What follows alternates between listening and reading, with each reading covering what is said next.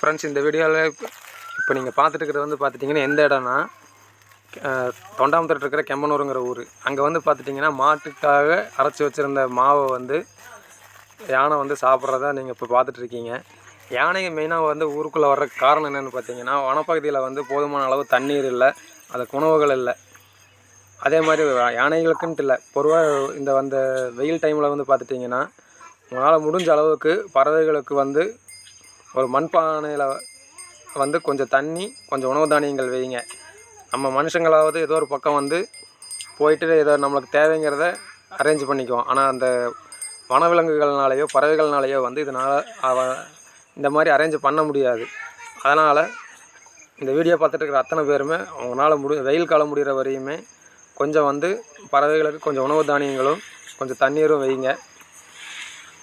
அதே மாதிரி நம்ம சேனலில் வீடியோ பார்க்குறவங்க வந்து இந்த வீடியோ பிடிச்சிருந்தா மறக்காமல் நம்ம சேனலை வந்து லைக் பண்ணுங்கள், மறக்காமல் நம்ம சேனலை சப்ஸ்கிரைப் பண்ணுங்கள். நீங்கள் பண்ணுற ஒவ்வொரு லைக்கும் சப்ஸ்கிரைப் தான் அடுத்தடுத்து நம்ம வீடியோ போடுறதுக்கு வந்து நம்மளுக்கு நல்லா மோட்டிவேஷனாக இருக்கும். இந்த மாதிரி அடுத்தடுத்து நிறைய நம்ம யானைகள் சம்மந்தமாக நிறைய வீடியோக்கள் வந்து வரப்போகுது. அதனால் மறக்காமல் நம்ம சேனல் எல்லோரும் சப்ஸ்கிரைப் பண்ணி வச்சுக்கோங்க.